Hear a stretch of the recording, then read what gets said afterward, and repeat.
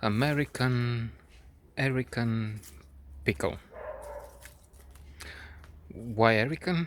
I've read recently Lake Wobegon Days, and there is an argument in there that Amerigo Vespucci, from whom both continents get their name, had actually little to do with America. And Eric of Norway would have been much more relevant, was more relevant, important. So, Erica, United States of Erica. And, well, given the state they're in, at least until after the elections in November, we'll see how that goes. Erica seems a more suitable name. But, inshallah, the very stable genius will disappear. Let's hope. So, not a wonderful movie. In fact, after some time, I must say I abandoned any hope of getting real laughs out of this. Amusing, maybe, for some time. If they made a 15 minutes movie out of all of it, who knows, maybe we'll have a few laughs. Like it is, I personally don't see it as rewarding, but maybe I'm wrong. The idea is that this man, Seth Rogen, a charming presence otherwise, but he still needs some material to work with, no matter how pleasant he can be. So this Jewish man falls into a huge barrel of pickles and gets pickled, and thus the American, let's keep with that, pickle. He is resurrected, returned to life 100 years after that, when something gets the lid off. In fact, something is a drone, a little drone of the huge barrel he's in. He has been in for 100 years. And then we have, well, buying the premise. I mean, why not? I mean, it doesn't really matter because it's a comedy, allegedly. We have the surprises in store for this man who comes back to life after 100 years, and he's puzzled, overwhelmed by the mystery of the car or taxi, the skyscrapers all around, seltzer. That was one thing I didn't know.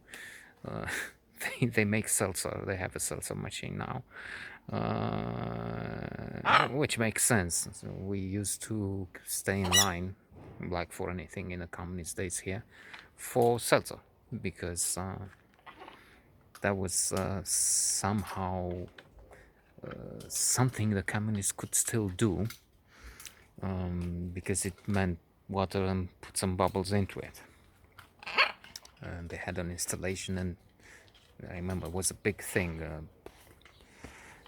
rather complicated. Now they have, as we all know, the coffee machines, espresso and whatnot. There's a small arm for seltzer. So that was interesting and new for me too, but for the man coming from 100 years back. And they couldn't afford seltzer. What they could afford, poor as they were in the last century, was a plot for 2 graves, which was for them the peak of achievement.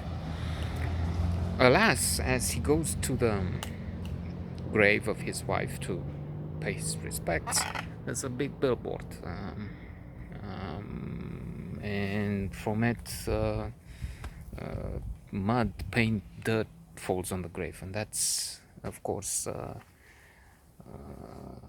sacrilege of some kind. And he's upset, and he fights the men putting the billboard, even if they're just doing a job that's not their place. They're not owners of a company. They're not decision makers, but to play with a game, with a plot. That's what happens. By the way, there was some humor of a very dark, cruel nature when he gets married 100 years back.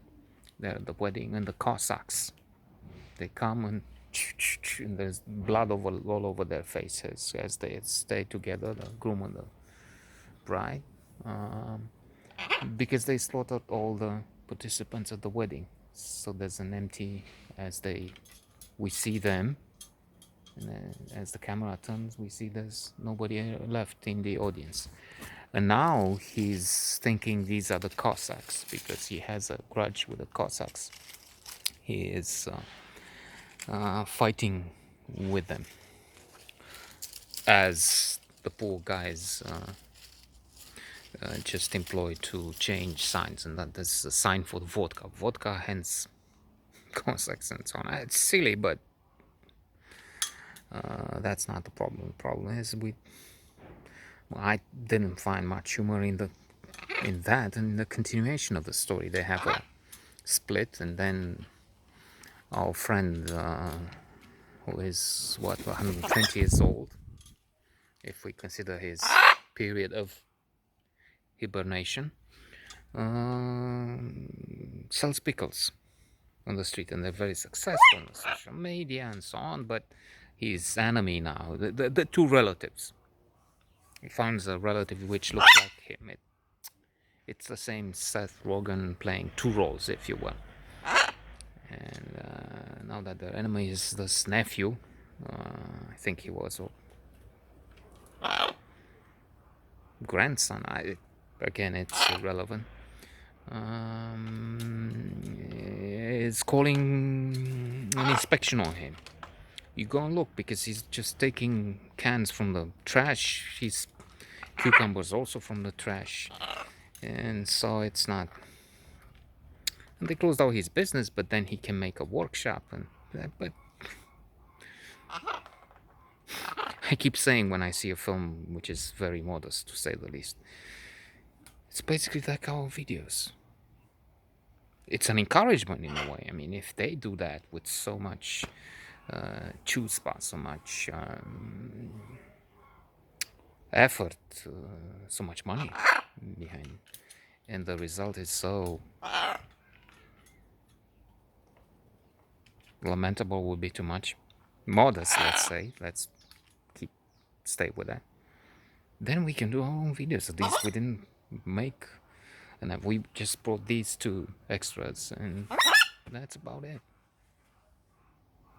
The result is not overwhelming. You haven't been extremely pleased. What do you mean? You Cossacks. At least, if nobody's pleased, and even worse, nobody's there to watch.